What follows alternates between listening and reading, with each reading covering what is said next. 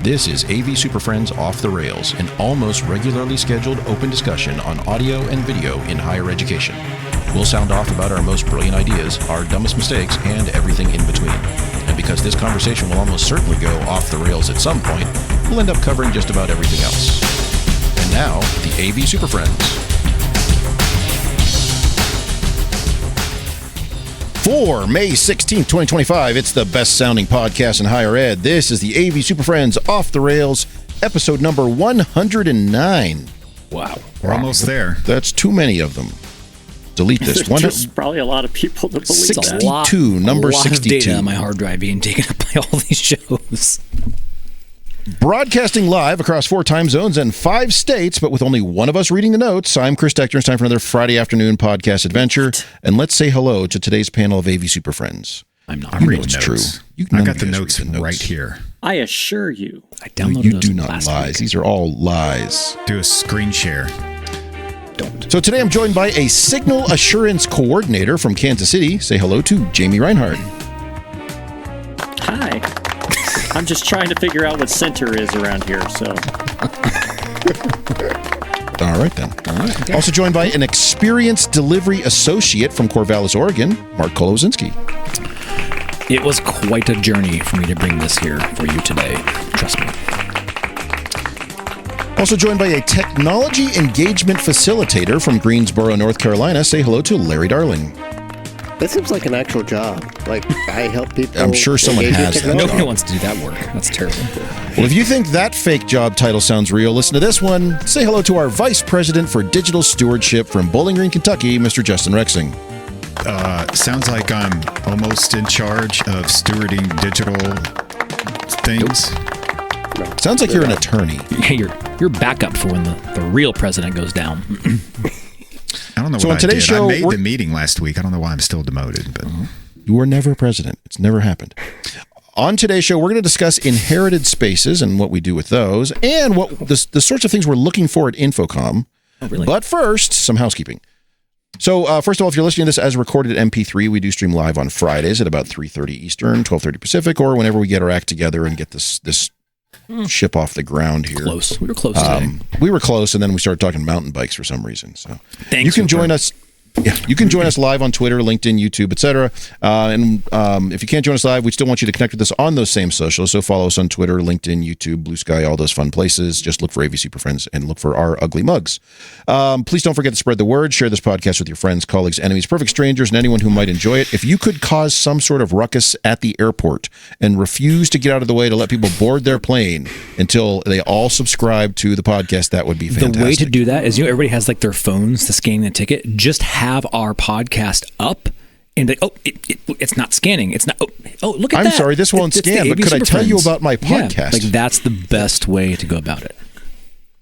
If you'd like to support the show, please consider donating. Your contributions help to keep us bringing you the honest content that you love or that you love to hate. And you can find that donation link in the episode description of this very episode, or you can find it all over the website, all those fun places.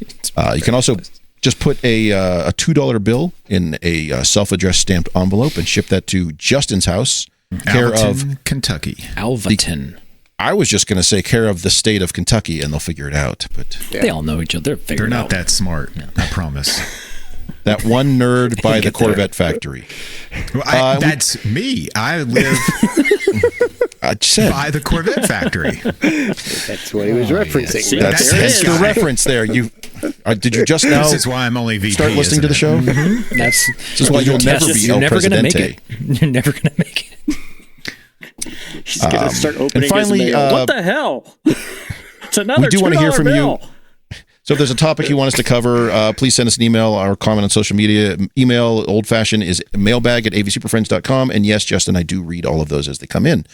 In fact, we got one the other day where someone was asking about they want more photos of the special teams touch panel drawer thing that I created. I need to get some photos and post those. Man, they don't want photos of my stuff. Like, no. We trash all those ones. Maybe. Although I did see the projector cart. That was kind of cool. That was nice. The projector cart was cool. It's badass. Post photos. Put that on the socials. Right here. We can share on you the give interwebs. It to me, I put it on the socials. Yeah. If you like this. Oh, it has to go through Larry for pre-approval? Yeah, he's our gatekeeper. You're a vice president. You're only a vice president, like Justin. Yeah. Yeah. If you were president, you could do it yourself, but Or finally finally, it's 2 social in the media morning. presence.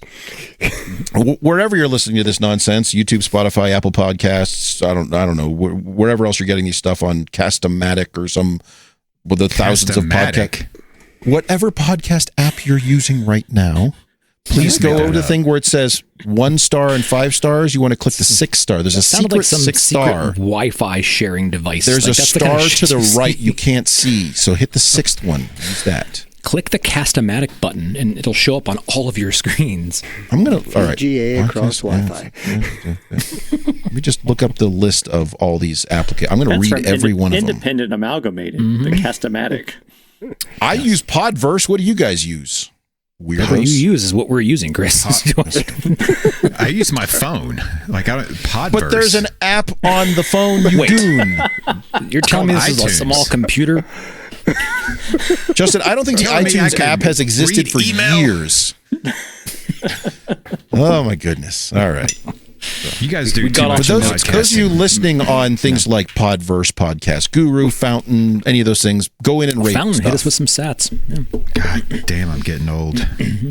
Cast-O-Matic is a real app. It's right there. See, Cast-O-Matic, CurioCaster. See right You said there. something Yeah, it's right fountain. there. You got to show me, Chris. I have no. You're explaining it, but I trust you. But I can't Why see. can't you you all heard see about the this things I'm stuff? talking about? Do you not hear I what I'm don't- seeing?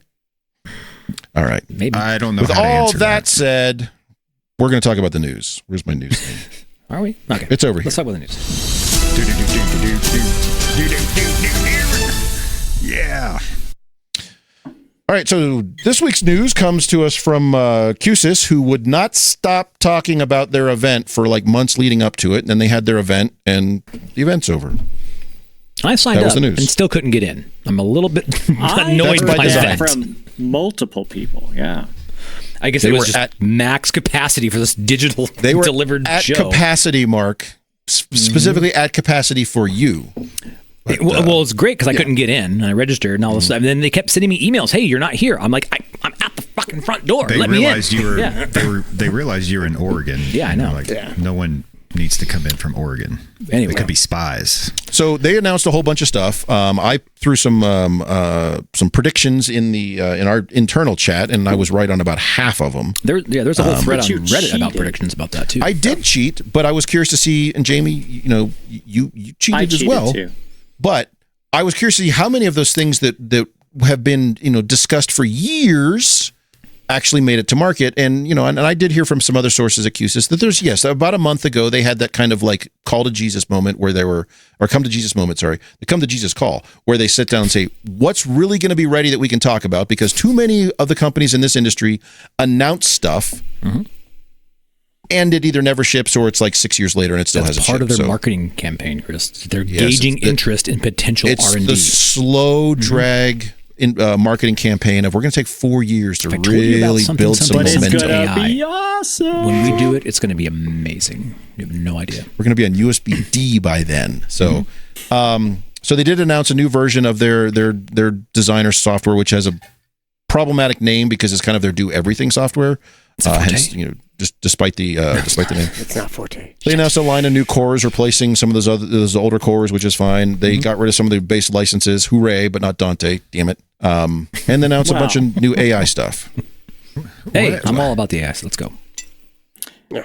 I think there's a lot of positive there. There was 2 very big positive things there that I blew past, so that's fair. What were they? I like the even the new cores with the multiple. Well, it's the replacement for the 110, and it has the 4 NICs on the backside of it, and gives you all of the connectivities. Is it on their site? Can you see it on the site? Is it out there? Can we actually view it? Probably. I think so. know. You But can I really bridge all like that kinds thing. of network islands with that thing. Yeah. The licensing thing alone. Thank God. Fine. They're listening. Finally, I think everybody has recommended them. Please go away from having multiple Well, licenses. so I asked the question of Though them they when I said was at that get ready because the future is going to be more licenses. So Yeah. Well. I asked the question Beware. of them directly, and this was about a year ago, or 8 months ago, whenever it was. What percentage of, because the reason they do the licenses, and I understand it from a business standpoint, not all of their endpoints that can act as a processor get used as a processor. So they're like, well, if you want that, then you add that license. And to be fair, it's actually very low cost. It's not a huge cost, but it is it almost cost me more money to go annoying. the process of ordering it and applying said license than the license cost. What's your total cost of ownership of dealing with that? Mark, the new cores are on the website if you want to dig one of those up. The one that I think Jamie's talking about is the 24 Flex. 24. Yeah. Anyway, so they said, okay, we're going to bundle these licenses in. And when I was talking with them, I asked, what percentage of these endpoints immediately get purchased with those licenses? And at the time, they said it was in the 65% range. Mm-hmm. At their event this week, they said it's 80%. So clearly the writing is on the wall that everyone who buys those stands it up as a small processor. So why are we farting around with licenses? And they said, great. Moving forward, once you cross the new firmware, once you buy the new firmware, it's going to include that capability out of the box. And yes, they're going to include those costs with it. So you're not getting it for free. But fine. It saves that, Justin, to your point, that total cost of ownership. It saves that annoying, I got to go apply this thing and I got to track a copy of it and all that. That's great. However, there's still one more little license out there that I do buy for Dante 8 channel that's hanging out there. I still have to purchase, bastards. So what's that? The Dante 8 channel one. Oh, for the NV32. Yes. Because it doesn't have it. No. Correct. Yeah. So why not? So, I agree. Yeah. Especially since it has like very little analog in. Come on. Yeah, it's just strange. But so apparently that one didn't make the cut. Ooh. But anyway, so yes, the new firmware will do a lot of cool new stuff. The licenses go away. That saves everybody a heck of a lot of time. And they've got a couple models of audio and processing cores with a lot of interesting I/O on it. If you need that, I will be brutally honest. I have not purchased a full width control processor or DSP system in over 5 years. This fella, because like Jamie just said, we're doing most of it over digital, so I don't need the I/O. Well, and when I needed one, like I needed all of it. I needed the GPIOs. I needed the whole caboodle. So when they started pulling that off, we all know why, the manufacturing reasons during COVID, but it just made that not usable to me anymore. But now it's all back, and because there is a threshold where this is, especially in replacement systems. So you want all this GPIO, all that line level, all those flexion. You want some all of the that places stuff? that I'm trying to replace, like old server-based DSP products. But you don't need all of that. Company. I mean, you could go to the Nano with some QSys widgets and tchotchkes with some GPIO and all that. No widgets, man. Stop it. It's lower cost. It's total cost of ownership there. No. How is it? How? Explain. Oh, the widgets. Oh, because they're all right next to each other in the same rack. I had to go down this road. And the addition of the widgets, the addition of the channel count and your because they're all PoE. Mm-hmm. You have to get it all set up with all your clocking domains of everything else, and all of a sudden it becomes a cluster of a thing. And I was so mad that I did it because I had 1 core and 8 of the IOs in one rack system. Good Lord! Why are you doing that? I needed all the GPIOs. I was talking about like 1 or 2. No, I needed all the GPIOs. That's my complaint. Was this your whack-a-mole system? Ball? Like, what are you doing? It's with all the do you have like? It's one of the places I had to retrofit an old system with arcade buttons everywhere. They had push-to-talk microphones that triggered everything. But all the analog lines are in. So now, what's the other option there? Well, I stick a QIO. Replace your mics. That's the other option. With what? Anything else, yeah. So, or buttons with like built into the mic, so you don't have to now deal with two union audio techs named Sully. If you do that, mics? You're back to getting the Dante ones with buttons and everything. I'm still in the same boat. It is so much more expensive. No. Trust me, it's a pain in the ass, and I hated it. And I like it that they came out with one box that solves all my needs. He's trying to find a silver lining on this whole thing. Yeah, I'm done. Well, I like it, Jamie. I'm on your side. Great. Give me all that I/O. Give me all 4 of those network connectors and all those USBs. Yeah, I want all of them. Loved all the. I think the point is, QSys gives everybody the options to do whatever you want, whatever they need. I also wanted to give them kudos on when they update to the new version of the design software, that as you load the new firmware on this existing devices you have, it goes ahead and gives you all that crap. Nice. Yes, and more importantly, I did confirm this that same day. You can fully roll back and forth. You can have multiple versions running concurrently, like you can now with the 9 stuff. You can have the different. So you're not committing like, oh, there's new firmware, and now you're screwed. So that is nice, because I know I have somebody on my team The minute that thing shows up as available, that dude is clicking stuff and hitting apply. Mm-hmm. And I'm a little more on the side of like, maybe we just ignore that for a few years and try it over here first. But so my campus will migrate to the newest firmware on day one, probably before 8 a.m. because he comes in at 7. So Bam. yeah, I will come into a flurry of help desk tickets because whatever they did, because they're busted. Because everything's busted, but I'm sure it'll be fine. So I do appreciate that when they do roll firmware, and they, like you said, Jamie, it'll recognize capabilities on hardware and apply licenses appropriately or apply capabilities appropriately. Mm-hmm. If you need to roll back, you can. It's not a problem. If you want to have 2 different versions and test it out and stuff, you can do all that stuff, which is nice that they're doing that. So. Do you value that? I'm just curious. Asking for a friend here. That like global firmware push thing, is that something you really highly value?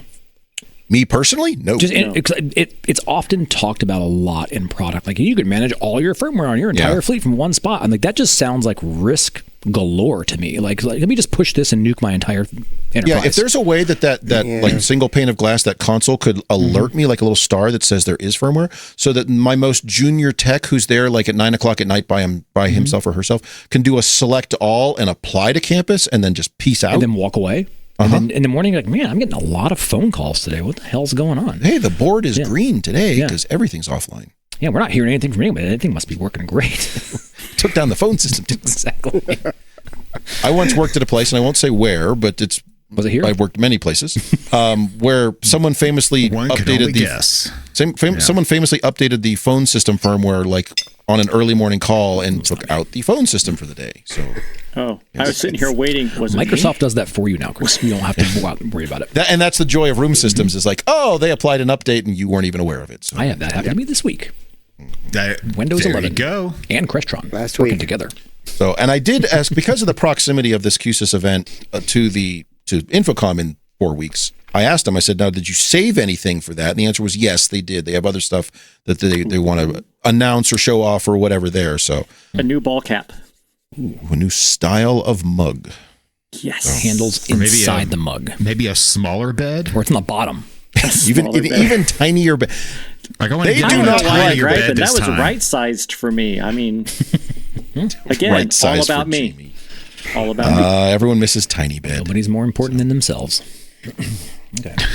All right. Any other thoughts on that from anybody else who picked up on any of it? Not. All right, nope, Justin. Looks good. Okay. Well, still can't get in. Waiting to get into the presentation. still waiting. Still waiting. I went to the site. Like, it's like, hey, do you want to come in? I was like, really going to do this again? The show will start soon. Yeah. It's not one of those messages that says the host will let you in soon. This room is full. I'm just like, you guys are just trolling me now. All right. So we're going to take a quick break, come back, and we're going to talk about what happens when we inherit a bunch of spaces and whether those are spaces that maybe it's on a new building capital project or space that somebody else did on their own or space you didn't even know about and you still have to do something. This is going to be a fun one. It's going to be a fun one. Is it? Is it? Yeah. Is it? Yes, it will. Yeah, it is. We'll be back. It's going to be that. Yep.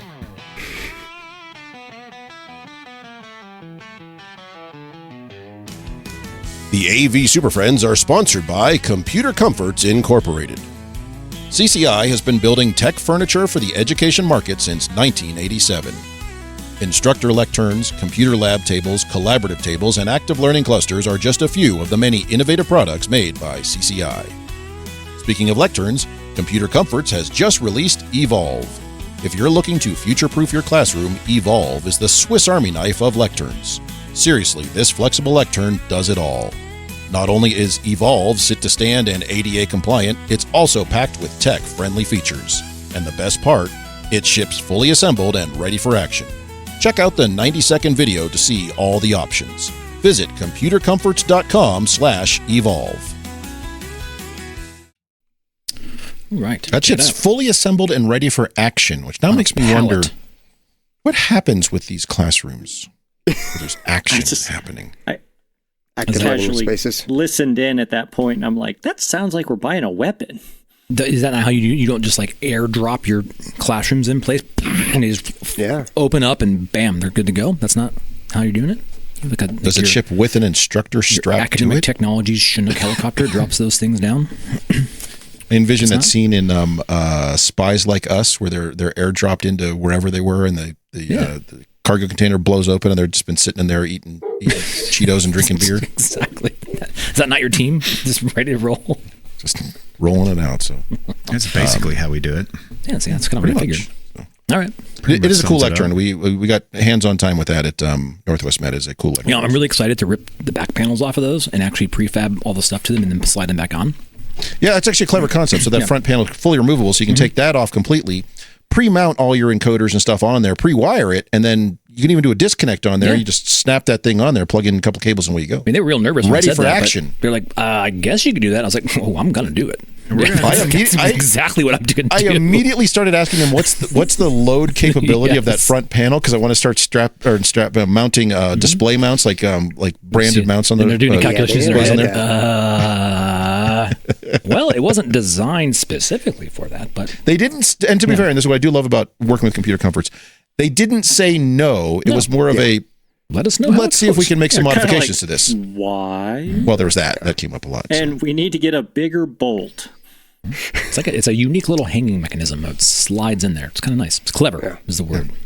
Toolless. It's a toolless mechanism. Toolless, clever attachment system for the back modesty panel. I'll let you know how it goes. Is it front or back? Modesty panel or mounting bracket? Like both. Are those different things? Jorge Those are the Nolos same dos. thing, buddy. Yeah. All right, the so exact same thing. the topic at hand, for which I would play a bumper, but I got shot down earlier. So, I'll play it like anyway. 5 It'll minutes make you long. feel If it good. makes you feel better, I just play it. Just cleared play them. it. I now cleared you have them to. out of the Now list. you They're have not to. even here. Oh, Jesus. We'll wait. Yeah, Chris really loves his songs that he makes. he spent I do like his. minutes. See the We'll empty wait. spot right in the middle? That's where they were. Schmucks. We'll wait. Out of Everybody spite, you just deleted them all. You didn't even let us Just play the stare game. at the Yes. camera. Good Lord. I cleared them all out. Okay, fine. Anyway, topic at hand. Imagine there was a some song clever there, but bump here from Chris. There were That's what 6 it would've seconds long, and apparently that was too long. So, we all have spaces that we were not directly involved in. Maybe they're on another campus, another building. They're part of a capital project, or maybe some department on campus went rogue and built their own thing. But at a certain point, you end up kind of owning these spaces. It's like, what the heck do I do with this? Especially you're not mentioning, you're not saying own like, all oh, of I got a new job and I have a bunch of these new rooms. That's not what we're talking about. We're talking about like that could be it. Too. I guess it could be. Like that Well, falls I mean, in. that's Well, a different level. For 2 of us on this call, we find ourselves at a different campus, and you're like, I have to do all of this stuff. touring the country one campus at a time for 5 years. So it's a question of, but at the same time, we can't just say that room's broketed. You can't use it. We have a space over in our Performing Arts Center where they love to disconnect the entire lectern and move it out of the way, and then complain the room's broken. Like, well, you moved everything. Things that were intentionally delivered as Island of Misfit things that are different for whatever reason, and now you're taking ownership. I wouldn't even go that far as much as I don't think there was any thought given specifically to how should this align with campus. It was like new building, so new stuff, or somebody else coming in, or some weird hodgepodge, or of course in the last couple of years we had stuff that it started pre-COVID and ended post-COVID, and it was kind of this weird amalgam of 2014 stuff and 2022 stuff, and so, but we all somehow have some of these. So what are our approaches? Because the one thing we can't do is just say, don't use that room. You're on your own. Don't call me. Because if nothing else, the registrar or department or somebody is going to schedule classes in there. And at a certain point, whether it's directly your area of responsibility or not, you are going to have to get involved in this and try to improve it, make it work, or save it, salvage it, something. I want to unpack that for a minute. Do you have, would this ever happen to your GP environments? Would that be a thing? Yeah. Yeah, Yes. potentially. Okay. Every day. It Every has. day. Wow. Are you just out there like, Especially bring if there's me your rooms, tired and weary busted things and I will take them over for you? And Mark, I think a lot of people will deal with the scenario where that room, this set of rooms in this hallway, they were not general pool, general inventory. They were owned by a department or college who then coughed them up and turned them they over. were like Yes. foreclosed on and taken over by GP. much. Okay, I'm just Potentially. I'm trying to make sure I got the rules of the road here. Okay, gotcha. Carry on. Somebody went over and changed the locks on those doors, and now you inherited all this. Okay. Yep. But it's fine because you guys only need like 20 minutes to go in and fix that stuff, right? It's all video games and stuff. What are you guys doing? Come on. So, I can talk endlessly about this because I just took over an this entire sounds like campus this full of has stuff. been But, your experience for the last umpteen years. but I'm curious, what do you guys do in these scenarios where it's not something that you were involved in? I mean, what's your approach? I had one it was a surprise. Surprise! The conservatory, it kind of had redone a section of the building, and we didn't really know they did this room. And it was an integrator, a local integrator did it. who shall remain nameless for now. Was it Forte? We'll get it out of you. Yeah, it was not. It was not. It was a little small challenge locally, but they somehow it got in there. I didn't even realize it was there, and we got a trouble ticket. It says, "Hey, we were having issues with an HDMI connection," and like my entire staff. Where? What? Yeah. What? And so we have a pretty good relationship with the associate deans and things. And I, called one and I was like, what is happening? He goes, yeah, it was part of that. And it's just been recently kind of turned over to us, but it's not working right. We don't really want to call the integrator because we weren't super thrilled with it. And it's just not a good start. They didn't want to redo the service contract, right? So it was out of service contract. So they called, and so I sent somebody over there, and it turns out the wall plate, it was a Visionary wall plate, and somebody you probably were like, oh, cool, it's Visionary. That's one of your kit. I was like, all right, it's a piece of your kit. Yeah. I started asking questions to my staff because they just broke the HDMI connector in the wall plate. Mm-hmm. I mean, somebody kicked the side of it when they walked through, whatever happened. That happens all the time. But something tells me it shouldn't. I started asking questions to my staff. Is this happening in those classrooms where the lecterns are ready for action? And this one was on paratrooper lecterns. I started asking my staff, and they're like, "Yeah, it's all QSYS." And I said, "Okay, well, here's what is it on the network? No, it's on an island. Okay, I need you to plug in." So they figured out, and they downloaded the thing, and they go, "Oh my!" I'm like, "What?" And they sent it to me. Oh my! Just pages on pages on pages of configuration. They had enough equipment in this one single room to run 4. Yeah. Nice. They had Visionary running. You're paid by the percent of the total BOM. Hold my beer. Let's see if we can run this thing up. Yeah. The standard video transport. And then they had an NV32 so that they could peel off the QSYS cameras. Of course. And run them into an Epiphan. But then they had Dante microphones connected through it was just, they had like 2 cores. But was there a part of you that you're like, man, this is like, we were just like the least bit intrigued by all of this pile of menagerie? Like, it's like they just took pieces of like, oh, we need a camera. How do we make cameras work? And they created a camera block. And then they said, well, we have video now. So how do we make video? And they made it a video block, and they just kind of lined it all together. Mm-hmm. And it blew my mind. And this room's not huge. It had like JBL 25s or something, right? They're not giant speakers. Yeah. It had the giant 8-channel, 4 billion watt per channel smart amplifier from QSC. That's what I'm talking about. That's which is a beautiful amp. New house out in the woods somewhere from selling that bad boy. Yeah. And 2 speakers. Yeah. So anyway, this was a salesperson ordering a new boat before the previous boat was even finished. Exactly. Yes. I called him up. No, not the 26. I'm going 32. 32. Yeah. That one's too small. I need the RV with it. Mm-hmm. But so when I discovered this, now we had this discussion with the associate deans. Like, look, here's what we can do. The programming's not great. We're going to replace this part. But it is now a discussion of your parts aren't bad. None of the things I talked about are bad parts. Yeah. I was like, but I think we can more efficiently use these and maybe even spread them a little bit wider in your area. And since you're now giving us kind of leeway to do this, let's start planning that out and scheduling it. And they're actually really okay with it because it was way too much in a tiny wrapper. And they're like, no wonder we couldn't get service to work right. Okay. All right. So, Jamie. Here we go. This is exactly what we do. So in order for us to support something, we have to turn into a project. Oh, God. And what you just described it's not a project, dude. Anything that requires programming in the engineering group at WKU is a project.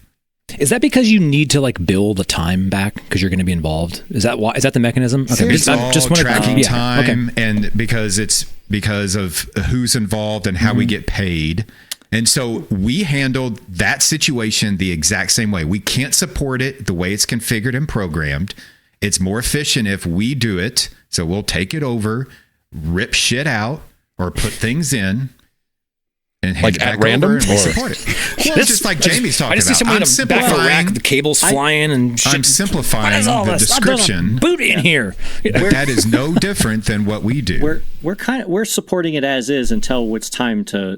Okay, so all right, fine. It could become a project, but that's not the typical mode of operation. If we tear it apart and put it in 4 different rooms, that probably is a project all on its own anyway, projects. Right? 4 individual projects. That's one project. Justin can build 4 times as much. One project could be an entire building. Yeah. Wow, you're thinking like an integrator. When we have something on, and it happens occasionally that we get surprised like this, but a lot of times it's just that discussion with whoever owns that space, the leadership of that department of that school, and be like, okay, look, we don't want to charge you. We don't want to do double. We're going to try to maintain what you have, but if we made these changes, it would fit better into our system. Would you be okay with that? Yeah. Do you mind us bringing it down for 2 weeks? I'm exaggerating. Would you mind us, kind of massaging it to fit what we think it should be and not what you were sold? Got a lot of tension over here. I can sense it. And it still meets you guys don't their like to needs in massage the things to classroom. fit? Yeah, I mean, that's where we're at. Like, if the system isn't broken, it's just not the way we would do it. It's not a good system, but it technically works. Yeah, we're going to support that. And then once it hits the replacement cycle, we'll go in and we'll treat it as a project then to get it back to our standards. You support someone else's programming because if a problem happens, what are you doing? Just rebooting it and then walking away because you can't? As part of the agreement, we get the programming. If they can't provide the programming, then we can't support it beyond. I want to tease out that support thing for a moment. Support, like if it's functioning. And let's pretend it's operation. It's doing its thing. Things are turning on. What does that mean to support? How long? Yeah, is it for how long? For a day or for a week? How many times? I can have a class in here. That? I can see things. I can hear things. Yeah. One class. You can have one class in there, but I can have one class 8 different times every day. Justin, do you give people like a subway card and they come in and you click it 3 times? You're like, you guys are out. Yep. Yeah, that's it. You're out of punches. So if it's not your stuff, are you like, don't call me, Justin? If it doesn't meet, if I didn't program it, so we get a phone call on this. Just like Jamie. We'll get a phone call, and we'll walk into the College of Business and say, turn around the College of we Business. see that you have a complaint about this wall plate, and this other thing's not working. So in order for us to support this, we got to turn it into a project and tear some things out. You wouldn't lean on your subject matter expertise and say the transmitter right here is broken. We can swap that out and get you operational. No, you wouldn't do that because that requires programming. How can I configure that if we don't have passwords to it? We don't have programming to it. We don't have any of the information. Let's pretend it doesn't involve. Let's say it's one of your classic classrooms with like a VGA hanging down from the projector going through. It's just a plate, right? No speakers. If that plate was broken, but it wasn't your flavor of VGA, would you not support it? We're not supporting VGA in classrooms, so no. That's a lie, and you know it. Exactly. We're seriously not fixing. If that is so if you didn't turn the screw, you're not supporting it. Correct. Right. If that is working, then it works. And then when that breaks, we're going to replace that VGA with an HDMI extender. What does support mean? Is it just break fix? It can be. Yeah. Or is it like, that's all it is? Can you show us how this room works and make sure our faculty are good? You're not going to do any of that? That's support too, man. The support team does that, yeah. But they can't train on something they don't know how it works. Okay. Well, they're subject matter experts. They can do that. No. See, they're PC support people. Oh, you're going to bring the computer people into this? Wow. Oh my God, guys, how many times have I talked about this? Like, you all are seriously frustrating me right now. Our support team handles the imaging in our classrooms. They are all the scanning great computer support people. When they have to get into QSYS or BIAMP or Crestron and open up a laptop with software in front of them, that's an engineering project. That's when you're assuming something's broken. It's operational. It's basically working. So you're saying since we didn't put it in there, if it's not broken, how do we? Because support can be above and beyond break fix. It can be user error. Yeah, exactly. Because like in my scenario, I mean, really the thing was working. We had to wrap our head around it, and we just had to RMA the one visionary. Now, we did have passwords. We did have IP addresses, and it was such a rudimentary, basic QSYS level 1 program that it was easy to fix. It was just a block and a connector. I can understand stuff in there, like inheriting an entire building that's one of those massive interconnects. So I'm like, I don't want any part to do with that, but we're going to be tasked with taking over a full-on like venue, like production venue here, and none of that's like classroom standard whatsoever, right? And it's all relatively functioning. I could never say, we didn't install it, we're not going to support that. Like, no, We couldn't do that. We have to what is our service line? What are we responsible for delivering? And that's like making sure things are functioning and doing some actual training on how to use it and making sure their staff can keep things moving. And that's where we draw the line is in order for us to support this adequately, we have to have ownership of the configuration and the programming and what's in the racks and what's in the ceilings. And even if that comes at the risk of we have to take it offline to renormalize that, there's you're gonna force downtime in operations to make sure that you okay. And we'll manage that situation and put them in a different room. I mean, that is like a even if it was like your premier conference center on campus, you'd take that same stance. Yeah, we did that. Absolutely. Well, shit. Okay, sorry. All right. Yes. Even if the president of GM, Steve Corvette himself was coming to campus. Hey, Justin, we're getting a lot of buzz in the system for our old conference center. Can you come out and look at it? Yep, we're going to come out and look at it. Yeah, that's a 1973 amp, and that's... we have to replace it. New project. I mean, I get the assessment piece. I understand that's how it works. But you'll say we're assessing this, and even if you wouldn't in the moment just get them some level of nominal operation, you're going to be like, nope, this is it's not my flavor thing. We got to flatten this down. So if we get a ticket, if something's broke, then if support goes out and it's I don't even know what this stuff is, it's a new system. They throw it to engineering group to start a meeting. So we go out there. Wow. It's an hour scheduled meeting. If I start diving into something that's broke, I'm not going to make to my next meeting. Wait, you don't do tier 2 support? If the computer guys can't fix the AV system, it can't be fixed? I mean, is that where we're at?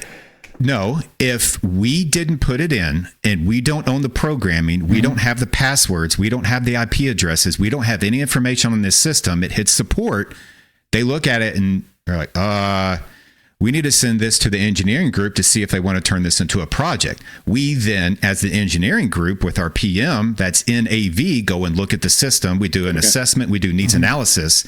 What's the problem? Where we're getting buzz in the system sometimes at midnight, and then tomorrow it might do this, and the next day it might do that, and then this other thing might happen. Whoa.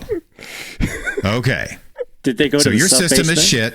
Yeah. We're going to have to redo your system. And this is what it's going to cost. And we write up a scope of work, submit the estimates, they approve it, we do the project, and now it's ours. And some of that stuff may stay in the system, some of it may not. We reuse boxes, but it's still going to get reconfigured and reprogrammed, and we own that. I feel like there's some middle ground here, but man, I get it, but that just seems real. It makes sense if you don't have the access. We keep all the systems running. We cannot be accountable for someone else's stupidity. No, but I think somebody you're looking at core utility of a teaching learning space. You will say we have to take this offline in the middle of a term to normalize this to our standard before we're going to provide any level of support. We're not going to take it offline in the middle of a term. They're going to have to wait. So they're going to have whatever level of whatever it is they have that you're just on your own until we can get in there and flatten that down. Yeah, it's if we set up an agreement, this has happened, I think, with maybe athletics once, is where they had a system that was not operational. We said, hey, we have some spare parts for right now to get you up and running. We're going to put these spare parts in. But before we do, we're going to write up an MOU and you're going to agree to this future project that we have yet to make sure that you guys are real. Correct. I want to talk about I'm just going to put a hold on your credit card. Soft inquiry. We just did an entire football stadium. We just did an entire football stadium in this manner. Yeah. The main football stadium on campus. Yeah. That's very important that it works all the time. Had no support. And facilities would run around and fix things as they could. We have broken speakers in the scoreboard that aren't working. You're not alone. We had that a project. Happen to every school. So yeah, right. I mean, it's part of it, right? We had a project. Life cycle management. And it's, okay, well, IT's now taken over support of this whole thing. So what did we have to do? We spent months documenting everything that we could. Start a new project. Here's your cost. It's now ours. The stadium audio is now IT support for AV, and we own all of it. Even the old amps and the old speakers that are broken now, we support because we own the intellectual property of that.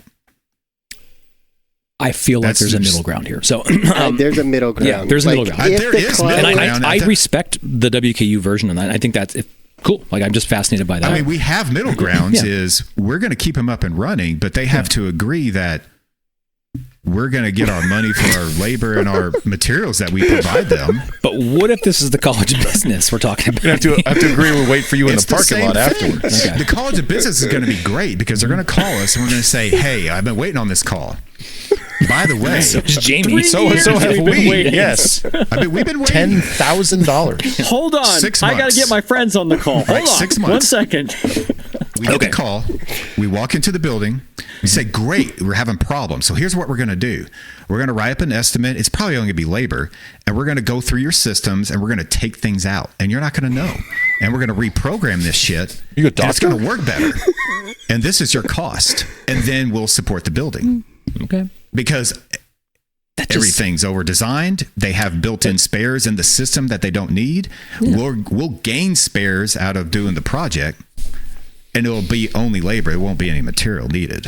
So, and that's okay. So that's not too far from what I'm saying. Like, at some point, we probably customize every project, though. You got to remember that we ask to do that. But I don't just do that carte blanche with a new. If I can support it, yeah, kind of like this one, we can get in it and we can fix it. It's just not.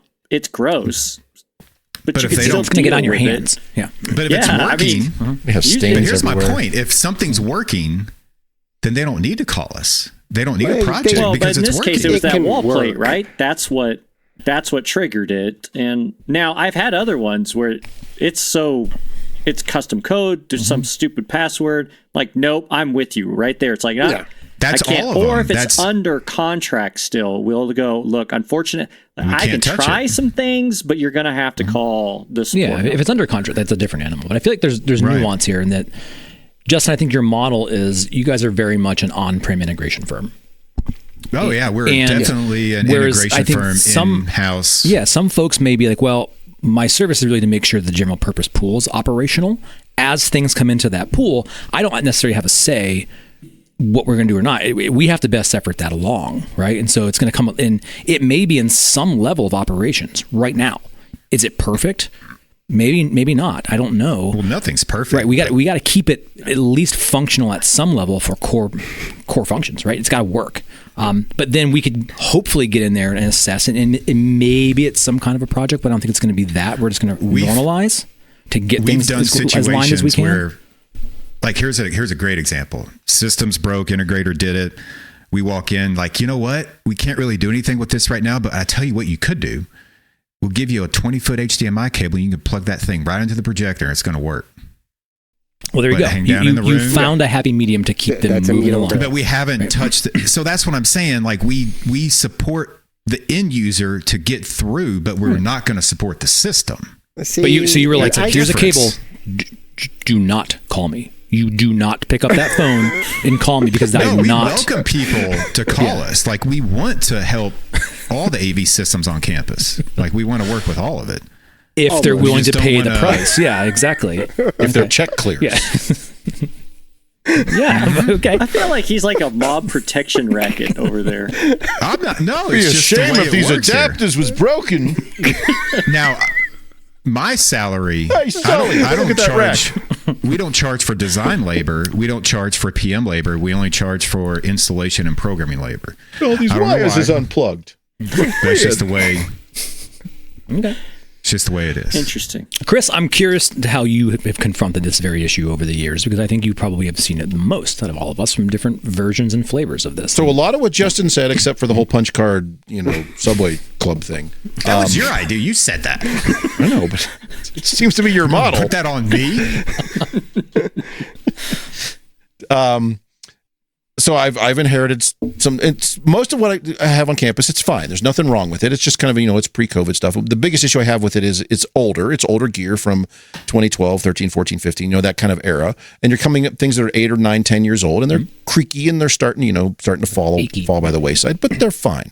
I run into some bad engineering a lot where I run into why would you run all this stuff into inputs on your main switcher and then loop stuff out and then have a box on the backs?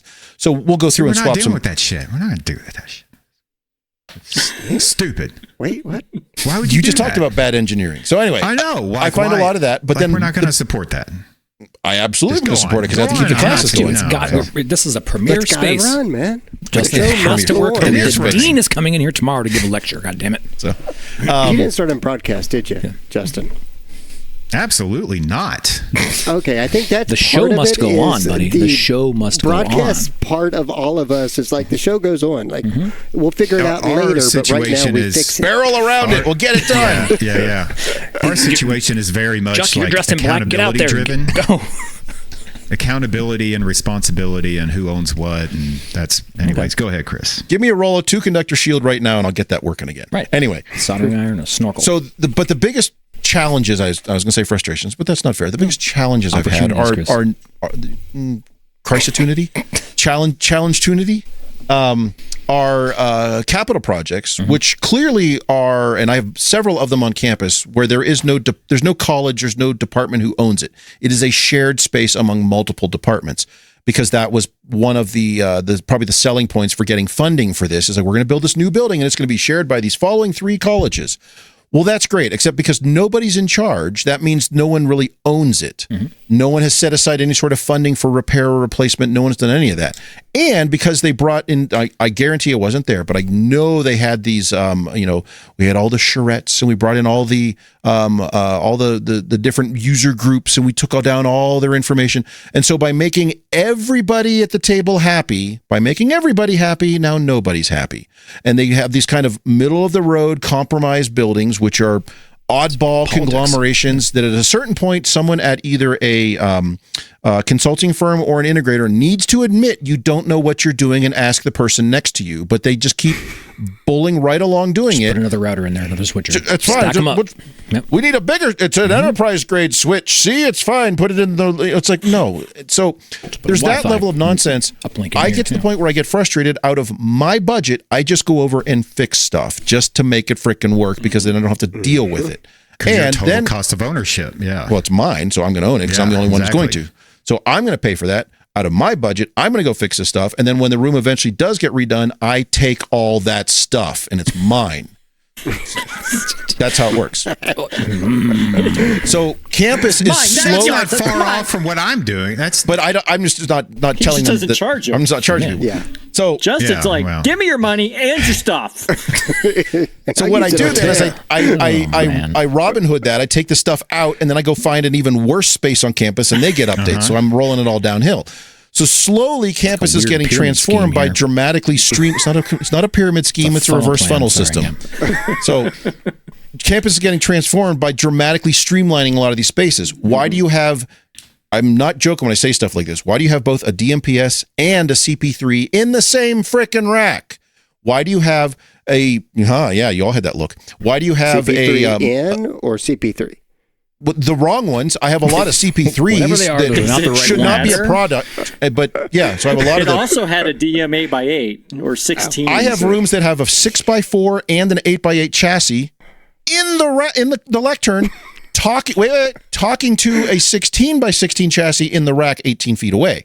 It's just like, guys, at a certain point, stop building things. So, and I joke about it and I show everyone who wants to see it. And I've got photos of the room with 4 DSPs that I have multiple rooms that have 4 DSPs in it because they're just, Jamie, to your method or to your comment there, just like, they didn't know what they were doing. Is that a function because was there a Justin that came in there and said, well, we can't support this, so you're going to get our DSP put on this. And no. We'll So here's what bypass happened. So here's what happened in all these scenarios. That's not what I mean, Mark. We use the same equipment. Chris is explaining it to me. We have to own the configuration and programming. Yeah, but they didn't want to buy the extraction of the old. They just wanted to pay for the new. So we'll just drop the new on top of the old, and here's how. So in a lot of cases, stuff I'm dealing with, it's revision. It's the room started with this. Oh, and they needed to add blah blah blah. But instead of doing it the right way of then we need to take this thing out and get you this one. They're like, I can just put it on top. So we have what I like to refer to as AV archaeology, where you go into a space and you start digging down through the layers of what's actually in there to find out what's going on, to find that some damn C2 NIO crapped out and the one little conductor is loose and you plug that back in and now your camera's working again. It's amazing. So it's that level of stuff, but it's an entire campus of that with massively over-engineered and overbuilt systems that just don't need to be there, and newer systems going in are far, far, far simpler and far more streamlined, and and things seem to work better because we're paying attention when we do that. But that older stuff is, in some spaces, is still going to be there for another 5, 6, 7, 8, 10 years. So I mean, is there a way to continue supporting it, to take that minutia and from like operations, get it to function it works like your normal experience without having to go in with a full-fledged like project? But there's going to be resources spent one way or another. I most get of it. But yes, how do we cost control that to do? Let me give you this little example, which will bake some noodles out there. I have a hybrid space where this was a test, and it was a deliberate test because I own it. It's a GP room, so screw it, I'll go do this. Where it is now, I have QSys control. So to your point, Mark, the experience, the end user experience, the thing they interface with is identical to a brand new room. It looks the same. Right. But that is driving both a 6x4 and an 8x8 DM chassis. Mm-hmm. It is driving the audio cameras. It's driving the biamp audio processor and microphones, all that. So the underlying, let's say, what would you say, the classic stuff, the legacy, the archival, life, the legacy as Jimmy stuff, would say. that is all off warranty and all that, is still in there. But the user experience has been streamlined to the point where, hey, got a new computer with a new image, so that looks fresh and clean. You have a new user interface and a new control system. But all the rest of it is still legacy stuff running on coal-powered, rattle trap stuff down there that has a small diesel generator to get it started, and you fire a shotgun shell through it. So it's efficient.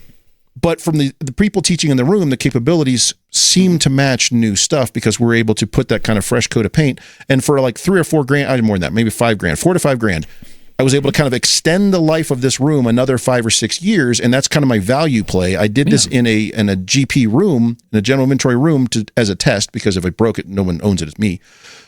But this is something I can do to other rooms to say, like, hey, your room sucks, but new projectors and a new control system kind of overlay on top, and some lipstick and rouge, you can really extend that out. I was going to say lipstick on a pig. That doesn't. But that's But just as we're doing that, we'll rip out a lot of that stuff so it's more streamlined, but it will still get a little more life out of it. I think that's that middle ground, right? Because it's easy to get into the weeds and say, well, we can't do this, and we can't do this from this, that, and the other thing because it doesn't match our SKU and blah, blah, blah, blah, blah, and all that stuff. But what's the goal? The goal is to just get some normalized operation so the faculty can do what they're going to do, or your event's going to go forward. The goal is twofold. Do. Yeah. The goal is to let people teach and learn in these spaces, because that's what they're there for, and ideally something that my team or any other team on campus, but my team can support. Right. Or at least understands what. I may not know exactly how this particular box works, but I'm familiar with the concept and I can work with this. So. Right. And so it doesn't have to match. It would be great to just one-to-one, everything would be the same, but we're not going to get that's there. a luxury for our campus. Very few can afford. Like, just to make sure we're all clear on what I'm talking about, we don't own any of these rooms. We don't have any central pool. There's no general pool. It's all other people's funds and other people's spaces. All departments. Right? Other people's money.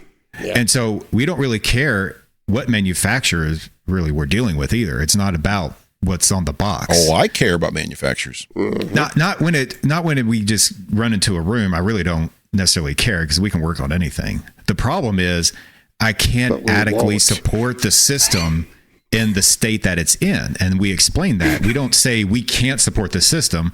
We cannot support the system because you're having a lot of issues, obviously. So if we reconfigure and reprogram, we could support this and you could just use it and not change out a box. We've done that before.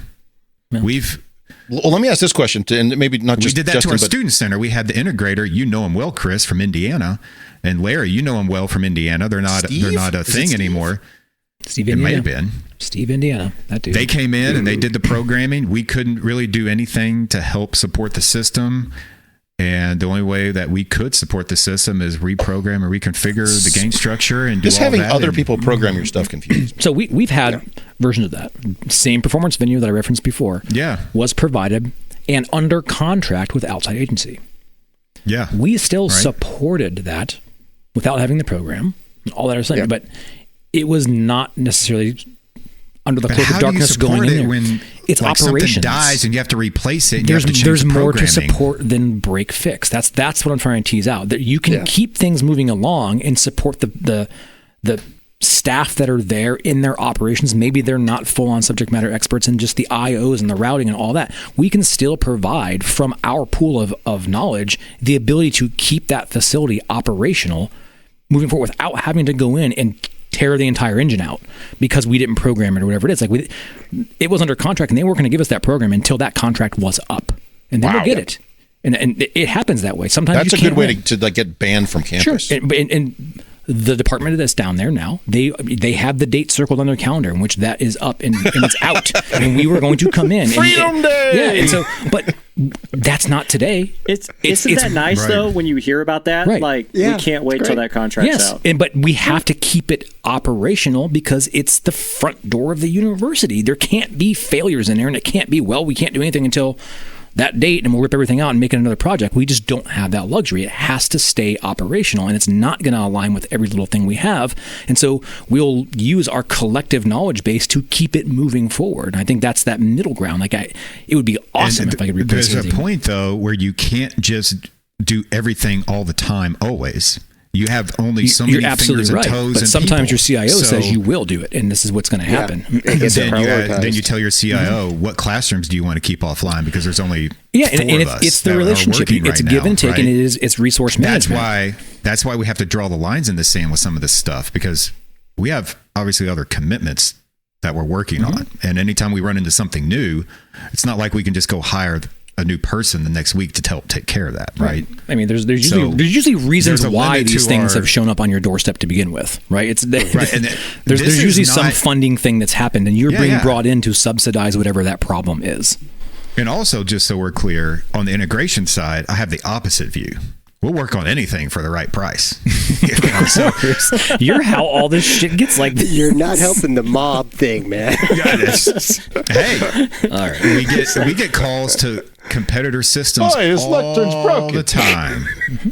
All the time. And we'll be glad to talk with them and fix whatever they've got. But this again, power cord's unplugged, but that's a Furman, and we're not a Furman house. Like wire cutters to be like, just Mission Impossible your way in there.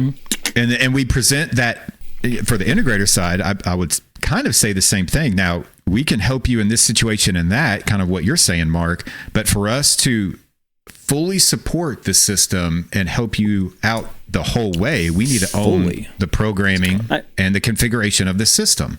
If there's a problem that comes up, there's going to be a situation where I can't fix that until we redo everything. In a business scenario or a cost recovery scenario, like you're saying, look, we only have so many resources. We don't have a general pool like most of us do. Right. It makes a little bit more sense that you have to turn it into a billable, even if it's just time. We have to track time. We have to allocate time. I kind of get it a little bit. It just, when we first started getting into this, it's like, oh, no, not ours? Screw it.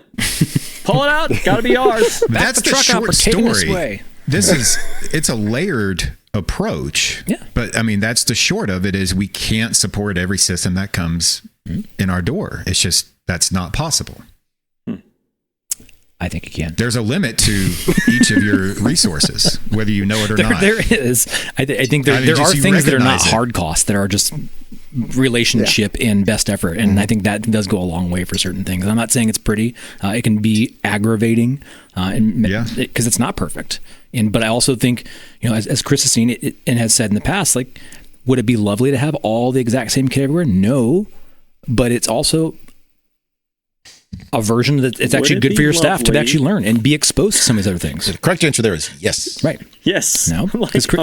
You've had multiple different things out there and chosen because the experience is the same. It doesn't matter what the layer 1, 2, 3, all that stuff is. It can be different. And so, and sometimes that means that's what I'm saying. I'm okay with different product. Like, I don't care about that. Just not has nothing to do with those things. Not at all. They're all professionals. Be a shame if someone kicked this HDMI plate. Back to that. Did we solve it, Chris? Did we get there? Well, no, I got a question. Have you gone into spaces, these massively over-designed spaces, and deliberately disabled features, turned stuff off because now it works better? Because I've done the shit out of that. I have before. Some of the more modern ones are so integrated. Like this one, my primary example of all the Q system, everything. It's like once you unplug one of the things, everything's because offline. It was built as pillars, you're screwed. Like something's not working. That's just the complexity of new modern systems, right? And everything's so intertangled together. Potentially. Yeah. But in the past, the old analog days, yes, I would remove. I mean, I've done that with audio processors and things. I've gone in and just like turned off a lot of stuff. I've gone in and disabled modes. I've gone in and like set these wackadoo concepts of what a problem-based learning space should be like. And I've dramatically just like, no, you get to do 3 of these things, not 10. And then the calls have gone down significantly. And I think that's where you see when you have these spaces that were designed to do all this whiz bang, and you have an integrator who comes in and they like to do clever things. I'm going to have this processor do all of these things. This is going to control the lights and the fans and the Wi-Fi and everything. And it's like you have to pick those things apart, and the digital archaeology around that too, Chris. Like being able to walk through that when you do find it, to isolate the systems that you can extract and not cause massive impact to the rest of the system. And so it's interesting, and I think that it shows that it probably wasn't designed with anybody in-house, and it's done for a profit-focused motive, and you see it, and you can see the layers of that. And that's the problem that comes with capital projects, and doubly worse, the capital projects that aren't owned by anybody, or capital projects that have no like singular vision, is they often have a ton of money thrown at them. We got $82 million for our new engineering facility. There's going to be some nonsense in there, so just get prepared. We want to say that this is the state of the art. We will spare no expense to make sure. Yes, and the first person who says classroom of the future, you want to literally hurl yourself across the table and immediately go to physical violence. Classroom of the future designed 3 years ago. Yeah, awesome. Or older. I mean, nothing like seeing drawings with dates on them, let's say like 2017, and you're like watching it get installed today, and you're like, no. Which version of the Classroom of the Future would you like? Pick one. It kind of is the Classroom of the Future because it's not there yet. It's already broken. So. You're just... Here's a bad idea when they started. All right, let's take a quick break, and we're going to hear about a product that could solve all of these issues by our good friends at Independent Amalgamated. So give a listen to that one. We're going to come back, and we're going to talk about what we're looking forward to at InfoComm. Do you find yourself trying to connect to all your audio devices, only to find out they speak different languages? Introducing the Audio Bridge widget by Independent Amalgamated, the ultimate all-in-one adapter that makes compatibility issues a thing of the past. Picture this. You've got a Dante microphone array, balanced analog inputs on your DSP, and embedded PCM audio via USB to a laptop. What's a savvy technician to do? With the Audio Bridge widget by Independent Amalgamated, you can bridge the gap between any audio protocol, bit rate, source, or destination. It's like the United Nations of audio adapters. And guess what? For a limited time, we're throwing in every adapter you could ever need. That's right, every single one. Need to convert from RCA to SCART? No problem. Want to go from USB to XLR? Unbalanced to balanced and back again? Easy peasy. The possibilities are endless. But wait, there's more. Order now and we'll even throw in a lifetime supply of tangled cables. Say goodbye to that old frustrating knot of cords forever with a brand new mass of twisted, intertwined, and ratty cables. Don't let compatibility issues ruin your groove. Get your hands on the Audio Bridge widget today and let the music play on. Love my Bridge widget. Divider combiners, you know what I'm talking about? Divider combiners, yeah, that's they solve so many issues, but it's also an admission that you screwed up somewhere. Yes. Yeah. Just a side note here. How many of you have had those with like all kinds of different audio pieces plugged into them and just like, it's the device. It'll solve all these weird things. We used to use them just for installs and we were like listening to different speakers and stuff. We just have them. Like, just put it into the device. It'll fix it for you. That's what comes to my mind when I listen to that. The device. So InfoComm in a few weeks. Larry, this was your suggestion. So what we're going to do for our next couple shows here is the last segment, spoiler, is going to be kind of different sorts of InfoComm related short topics here. And this one was, what'd you say? What's the one thing we're looking for? What's the service we're going to find? What's the product, a new concept, a new idea? There's something we've got sticking in the back of our craw. We got to reach down in there and try to find a solution for it. So, So since I came up with the idea, I'll start it off. Yeah, Mark, go. Sorry. Go ahead, Larry. What you looking for, Larry? I feel like I'm kind of behind where I should be with USB-C. Because so far, so many of the manufacturers have only treated it as an adapter for HDMI. And if I'm going to do it, I really want to integrate it more into the system and like bring everything in, not like Jamie does. I'm not bringing network. I don't care. That seems weird. But No network outside needed. of that, Wow. That's illegal. He just Throwing threw you rocks. right under the I'm bus, just man. saying you said that and it still freaks me out. Jamie does weird But- shit. I want to be able to supply USB-C at my lecterns and have it bring in all the capabilities of the rooms, including more Ethernet. than 60 watts of power. And actually not just be a little slap-on box on top of it. So that's what I'm looking for. I'm looking for a So what do you mature do? Like approach audio, to video, USB-C. power. What else? Data. What? You want data, but not the data network data. You want the device I don't data. even You want the, really you want want, the you want the data. USB What do you want device USB data. data? What else? I USB want all devices. the USB devices to go both to it and to my in-room PC Okay. and do it reliably and well. What else do you want? That's if I can get That's it. that and get it well done, I'm okay. Would Like you- well done or just medium The well? problem is I they're mean, all going to I've say they do seen it some well. people do it that it's. You want a little bit of Yeah. pink? Are you going to Or bring your a little pink laptop on to the the floor? inside? 'Cause I think the only I'm way to really not, but experience I that is would. like take your laptop to the show floor and say, "Is this hooked up? Let me see it."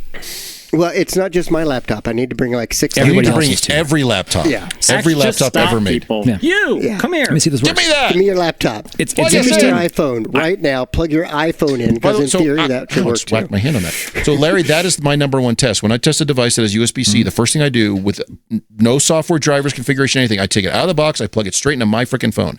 If I can get my content over that thing to work, then it passes the first test, and I will now look into it. But so many of the ones you plug in, you get nothing. Like, all right, then this isn't even mature enough to handle itself. So. I'm on a different version of that spectrum, I think.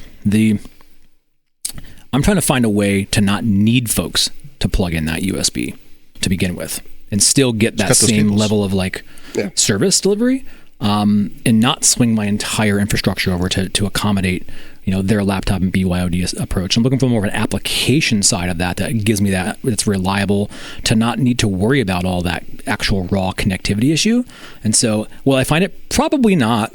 I don't think it's No, going to not exist. there. You're not going to find it but there. I'm really interested in that level of Wait, conversation. so you're going to a show about adapters, boxes, I know. and stuff to I'm- find something to avoid all of that? Correct. You're To at the wrong find place. Correct. Because You need to go to a software show. maybe, but I think that I do have some of that USB-C needs on campus for pure BYOD play, but there's part of me that feels really dirty in doing it. But I'm just curious because I think it's going to be like topic du jour. You're going to see a lot of that, and I have questions around: is that even the right approach to begin with to be swinging things around that way? But we'll see. And I think we will see a lot of manufacturers with options and throwing different hats in that ring to kind of accommodate that BYOD strategy. I guess to me, I'm curious to find what is the correct BYOD strategy as defined by all these different manufacturers that are kind of putting out product. Yeah, exactly. So I think assessing the landscape is what I'm kind of going to see. It is interesting because I saw there was one that came out today. It said, I can't remember how they phrased it, but like, solve your BYOM issues or something. And then, of course, it's just here's another set of different types of little adapters. Exactly. and It's all these boxes. adapters. I love when you look at like And the the thing is- diagrams. It's all like arrows and shit in every direction. You're like, what am I looking at? What is this? Like, Well, and to your point, I mean, I'm actively looking for something similar to kind of what you want to do. Keep it as simple as possible. Maybe they do need to plug in, but as simple as possible. And then to Larry's point, but do it the right way, leveraging all the potential capabilities that are there. Because as we talked about with Joe Cornwall a few weeks ago, USB-C is 10 plus years old.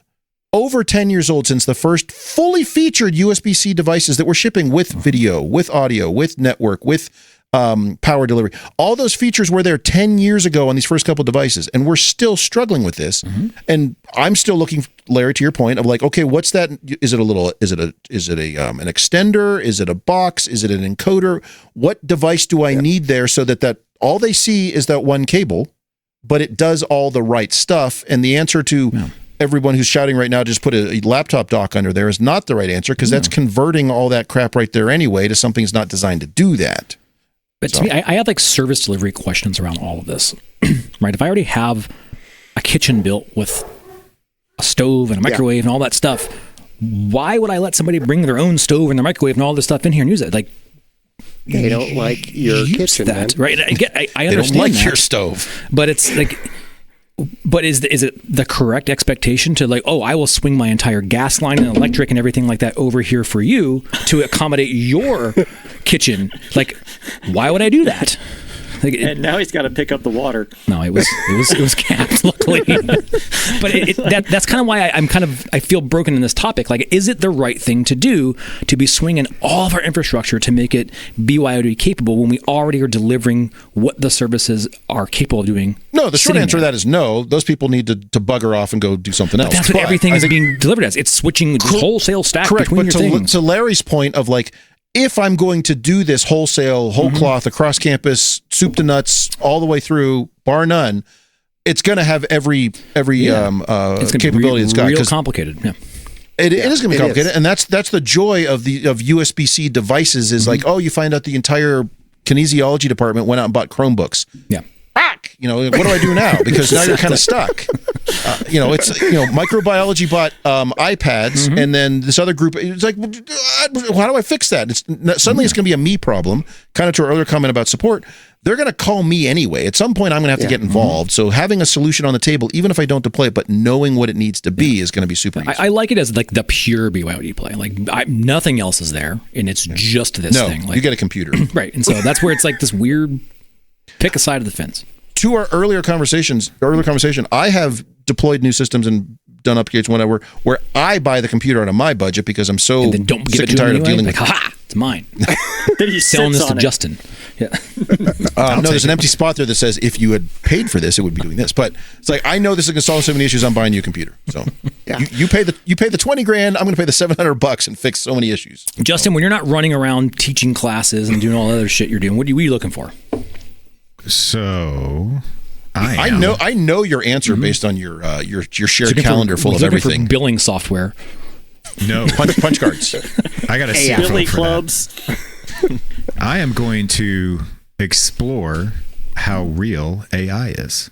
Oh, it's real. I'm going around the show and I'm taking every class. I'm literally taking every class. Are you going to the word AI in it? The big topic, the discussion on the main stage? Are you going to attend that with me? Ooh, what? Huh? There's like a whole exploring AI and business and all that stuff on the main stage. Shit, did I miss one? Not a class. It's a freebie. I'll be there. I'll drag you into it. We'll be heckling. He doesn't have to pay. He's not going. Oh, true. Yeah, sorry. It's free.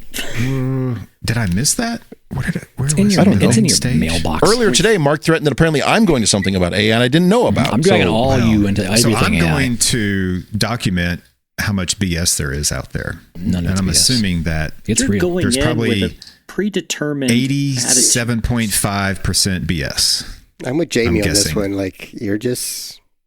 That's a preconceived notion, sir. Mm-hmm. That's it. Oh, no, my brain shut off a long time ago. For what? Why? Where? What? That all AI is BS. No, I said at the show, I'm going to find out. What are you going to ask folks? So if you have manufacturers and people that are saying this has AI under the hood, anything. What does that mean to you? You're going to say, why is this BS? That's what I'm going to ask. It's like, what's what do the you mean by skeptic in you that? say?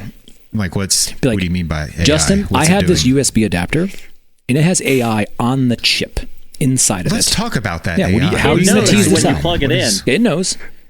It knows. It knows what? It knows, Justin. Don't worry. It reviews your financial information and sends it to a dude over here. Okay, so now we're getting somewhere. So how does it do that? But would that not? How does it do it? Through AI, Justin. That's how it does it. If it did that, is that something you'd pay more to have? I don't know. Would you be interested in said chip? Because are going, and how are they getting there? See, there you go. Now you're getting into it. Like, it's data cycle. Like, what are we doing here? Life cycle. So, are you prepared to have those conversations in the AI and really challenge them? Are they prepared to have those? You hear that, everybody? Are you ready No. to get into the AI conversation with Justin? And I'll come along. I'm going to ask some really stupid questions too. Color commentary. Justin, if I can suggest, you're going to want one of those Evolve lecterns from our friends at Computer Comforts because it's ready for action, and you're going to want that. Is it AI? Yeah, sure. Not yet. It's Al. See, they're off my radar. Then I don't have to. What would it? I want you to define for the next show. What is the criteria for something to actually claim that it is AI? I don't need the answer today, but we'll check in on this. No, I know the answer. For me or for like what do you? Who? For you to believe me when I say my USB device has AI on it, check it out. So, I want to see that language change over time. On its own? I want to see it adapt itself and on its own. Okay. Through some sort of AI process? Like Transformer shit. Like from the moon. Oh. It's like, I am no longer You want to be USB. thoroughly I'm entertained wired. in the process. I see. Okay. Yes. I need to be wowed. You want to be wowed. So it is the emotional response. You want to make sure. If you're like, oh, my camera tracks you, it's AI. I'm like, let's talk about that. Okay. Well, we'll do an exhaustive report on all the product that we claim is Justin level AI versus not AI. I have no idea what. So I'm Justin, you raise a good point. There's going to be a lot of things that claim or have some sort of that. Maybe they do one little thing or whatever, the real but stuff. Yeah. Just like, is there really something out there that's doing some cool stuff that's worth talking about? Worth talking about? No. Yeah. Unfortunately, there's not. I have a feeling it's going to be a big waste of my time, but I don't know. Okay. I think where we're going to see the most AV-related AI stuff is it's going to be in software packages that are kind of they're not AI, they're AI adjacent. Yeah. I'm sorry, they're not AV, they're AV adjacent, using the standard large language model systems and all the rest. So, okay, fine, that's we're baby stepping into it, but what's that really gaining? I'm looking for folks that want to have like the real mature like security conversation around that too. If manufacturers are going to have some and claim that you're doing some cloud-based AI, you better be ready to have some security conversations. I already uploaded all my stuff into the cloud. It's fine. We're talking ports and protocols, boys. Persistent connectivity to the cloud. Yeah, it's going to be interesting. Jamie, what kind of mythical, magical things are you trying to find? If I make my way down there, Making your way downtown. I don't have a Talking plan. fast. You're just going to go in, eyes wide open, take it as it comes along? No, I seriously don't. I've been... It's going to run in. I think that's one. I mean, I've conflicts notwithstanding, right? But one of the things is like, what am I? I don't know if I'm really looking for anything. I don't really have a trend that I want to see, but I don't have a plan. Okay. I seriously don't. I mean, the AI discussion is something that I'm like, well, that's interesting, but I'm in the same boat as everybody else. Like, would you be interested in goggles? I mean, and there's a XR? separation between really talking about it and then what they're advertising, and I just getting through that sludge. But Jamie, this year it has AI upsetting. on it. Yeah, I know. It's AI-enabled XR goggles. Does that get you going? Yeah. It's like all the projectors 10 years ago that were like, no, they're 4K enhanced. It's got 3D on it. Wink. Yeah. So that's it has all the 3Ds. Just kind of go down it and see what the vibe is. Every so often they have a show, where we know what's coming out. It's going to be 4K. It's going to be, whatever 4K ready. it is. I bet they're going to have a DirectV LED wall that moves. You want to check that out? Whoa. Yeah. And a guy working on it. 9. But even that remember that used to be out. like the best place to go is because nobody could afford these things. You go down to the China side of the thing and all those DirectView LEDs, like those are amazing. How much is it? $500,000. Yeah. No. But now we're buying them, I put one in yesterday. Is this Not the year centered, that is AV over IP dead this year? I think the buzzword is You think yes. so? I'm curious. I don't know. I just saw someone unironically a couple days ago ask that question. Hey, what are you guys doing in your new classrooms? Are we all moving to AV over IP? Yeah. I was like, I think the buzzword push is dead. I have a concept on that, but yeah. It's kind of like laser projectors were the thing. Well, now they're just a thing. It's just. Can I tell you about my lamp-based projectors? Trend like that. Now, I would love it if we go down there and we find out that now there's interoperability with AV over IP. That's what we're all screaming. Oh, they'll all get right on that. Whoa. But That's called the switch, Jamie. That's just the switch. So, Jamie, you raised a good point there. We did not mention that, and it was something that was announced at the QSYS thing, is they're going to have interoperability with SMPTE 2110 **. Maybe. No, they announced it, but it's audio only primarily for the clocking. Yeah.